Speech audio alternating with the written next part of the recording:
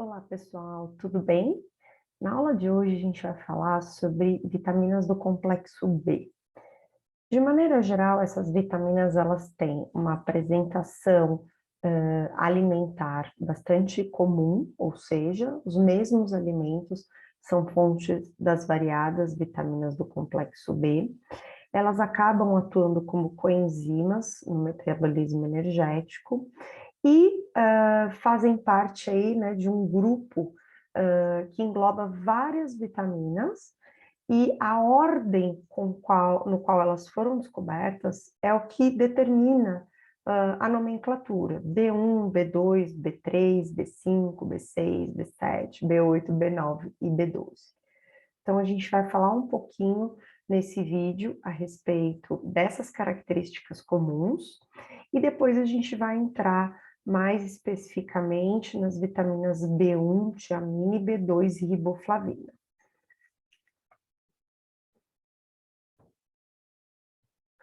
Então, aqui a gente tem a lista, né, das principais, de todas essas vitaminas do complexo B, então pela ordem na qual foram identificadas e o seu nome. Então, a B1 é a tiamina, a B2 a riboflavina, B3 niacina, B5 ácido pantotênico, B6 piridoxina, B7 biotina, B8 colina. Em alguns livros vocês não vão encontrar a colina, né, como vitamina B8, mas ela já é considerada mais atualmente uma vitamina do complexo B, e sendo então a B8, a B9, que é o ácido fólico ou folato, e a vitamina B12, que é a cianocobalamina. Algumas dessas vitaminas, né, a grande maioria delas, a gente já tem um conhecimento um pouco mais aprofundado, e a colina, né, por ser aí uma vitamina mais nova, comparado às outras, a gente não tem tantas informações a respeito, mas ela também é uma vitamina bastante importante, e nos próximos vídeos a gente vai destacar. Então, de maneira geral, a gente pode falar aqui das características comuns dessas vitaminas. Então, todas elas atuam como coenzimas, possuem uma distribuição alimentar comum, ou seja, né, os mesmos alimentos acabam apresentando todas as vitaminas do complexo B em diferentes concentrações. Então, isso é bastante comum. Às vezes o alimento ele tem mais de uma outra vitamina numa menor concentração, mas de maneira geral são os mesmos alimentos. E o déficit, né, a deficiência dessas vitaminas provoca sinais bastante também comuns, como perda de apetite, alteração de crescimento, inflamação das fibras nervosas, alteração no controle muscular em decorrência desse menor impulso ou transmissão do impulso nervoso, podendo inclusive causar paralisias parciais. Nessa figura a gente pode ver então a participação das diferentes vitaminas do complexo B nas diferentes etapas de degradação de gorduras, carboidratos e proteínas. Então, essas vitaminas, elas fazem parte da estrutura química dessas enzimas, que são fundamentais para a oxidação desses macronutrientes. Depois a gente vai ter, né, o ciclo de Krebs. Aqui a gente fala bastante, principalmente de riboflavina e niacina, que são os precursores aqui, né, do FAD, do NAD, importantes para a transferência de elétrons. E no final, a gente vai ter a formação do ATP, né, essencial para a manutenção da nossa vida, para o funcionamento das nossas células, certo?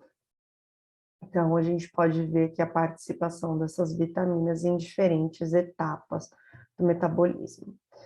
Agora, falando mais especificamente da B1 ou tiamina, essa vitamina, antes dela ser identificada, conhecia-se já a doença associada à sua deficiência, que é o beriberi, tá? Então, no século XIX, descobriu-se que a adição de alguns cereais, principalmente cereais integrais, e carnes, tá, na dieta, poderia prevenir ou tratar o beriberi. Tá? Então, que deveria ter algum componente nesses alimentos que prevenia a doença. A forma ativa da tiamina é a tiamina pirofosfato, ou TPP. Ela atua diretamente no metabolismo, né, dos carboidratos, das proteínas e dos lipídios, especialmente participando, né, da degradação e produção, na verdade, de glicose para a utilização do sistema nervoso central. A tiamina também atua, né, fazendo a descarboxilação do piruvato. O que é isso? Então, é promover a formação do acetil-CoA a partir do piruvato, além de atuar na formação de outros alfa-cetoácidos. A formação do acetil-CoA é essencial para que a gente tenha, né, a ação, aí, o metabolismo mitocondrial, então essa molécula precisa ser formada para, então, a gente ter o ciclo de Krebs e ter a degradação completa ali dos nutrientes com a formação da grande quantidade de ATP. A tiamina pirofosfato ela é fundamental para a transmissão de impulso nervoso, né? Então, é um metabólito que está presente naquelas membranas que revestem os nervos periféricos, e isso automaticamente possibilita a transmissão desse impulso nervoso. A deficiência, ela é mais presente em regiões onde o consumo, né, de arroz e farinhas refinadas, tá? Além da ingestão de peixes crus. Então, assim, a gente pode pensar aqui na população oriental, né, que tem uma combinação desses dois fatores aqui na alimentação, como estando mais predisposta a essa deficiência. Principais sintomas: fadiga, instabilidade emocional, depressão, anorexia, retardo de crescimento. Tá? E como a gente falou, como ela é fundamental para a transmissão de impulso nervoso, por ser um constituinte das membranas, né, desses nervos, o sistema nervoso fica sem energia. Então, aqui nessa figura a gente tem, né, um exemplo do indivíduo com beriberi. Então, a gente pode observar aqui a redução da massa muscular, né, ele está utilizando muletas, então, essa diminuição na transmissão de impulso nervoso leva a uma fraqueza muscular, né, associada à perda de massa muscular. Então, o indivíduo ele não consegue se manter em pé, tem uma dificuldade de se manter em pé. Além disso, ele pode apresentar edema de face, então aquela face em lua cheia, edema de extremidades, perda de apetite, vômito, insônia, palidez, agitação, confusão mental. Esses seriam aí os principais sintomas do beriberi, que é a doença associada à deficiência de tiamina. A tiamina está presente numa grande variedade de alimentos, então cereais integrais, carnes, vísceras, oleaginosas. Então, aqui nesse quadro, né, a gente tem a apresentação aqui de algumas porções de alguns alimentos e a sua concentração de tiamina. Então, 115 gramas de carne suína, por exemplo, tem 4 vezes mais do que 100 gramas de fígado. Vocês vão ver que nas próximas vitaminas a gente fala bastante do fígado, tanto bovino quanto fígado de frango. O fígado é bastante rico em vitaminas do complexo B, tendo em maior concentração algumas vitaminas, em menor concentração outras, mas de maneira geral ele fornece todas as vitaminas do complexo B. A tiamina ela pode ter o seu conteúdo do alimento, né, ele pode ser reduzido com o cozimento.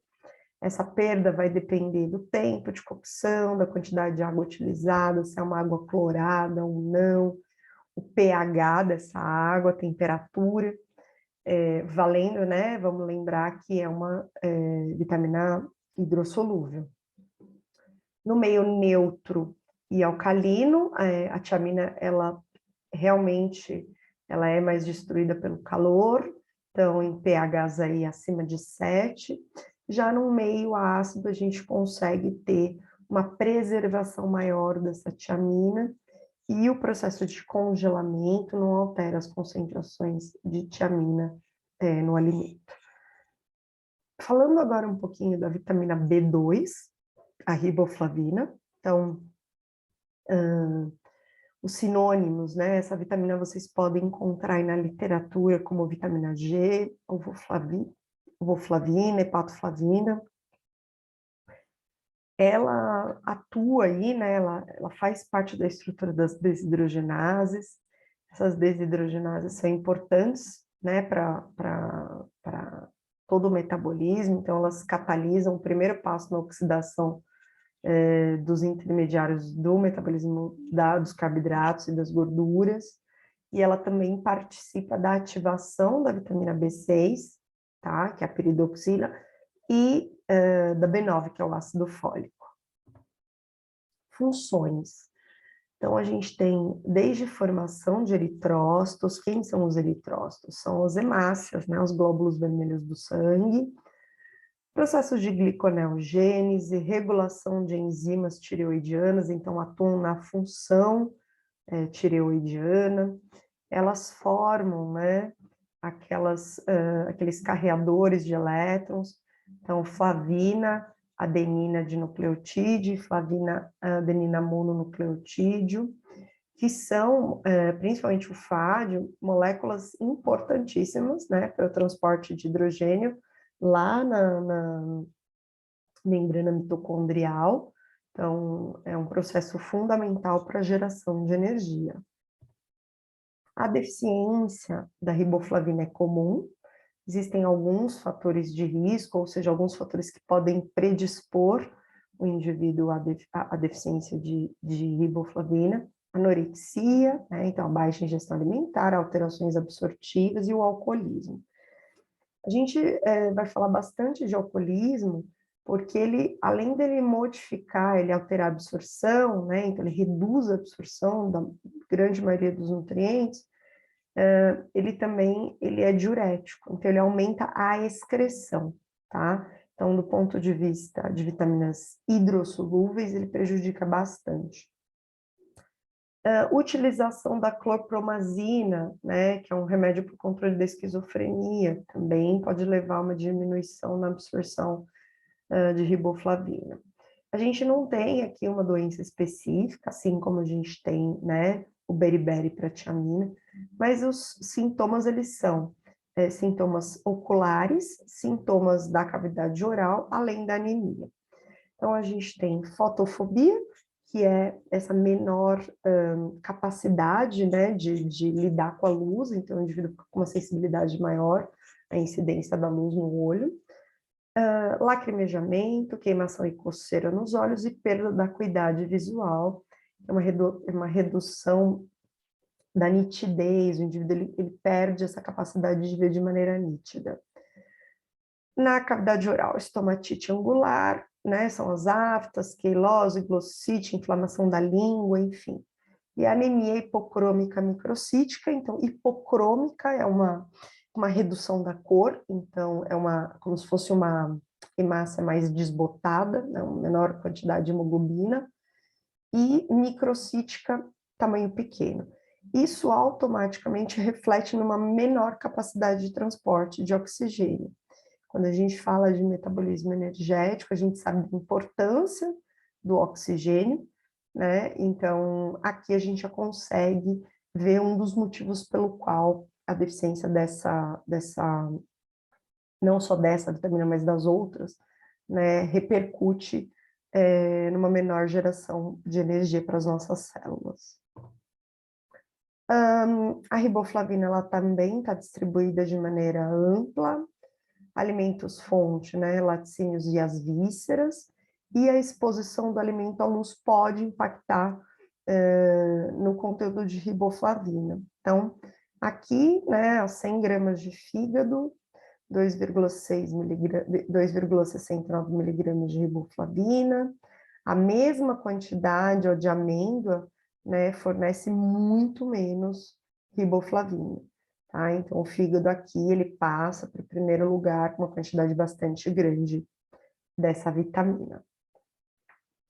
Espero que vocês tenham gostado desse vídeo, então não deixem de curtir o vídeo, de deixar a sua pergunta, de deixar a sua dúvida, seu comentário, tá?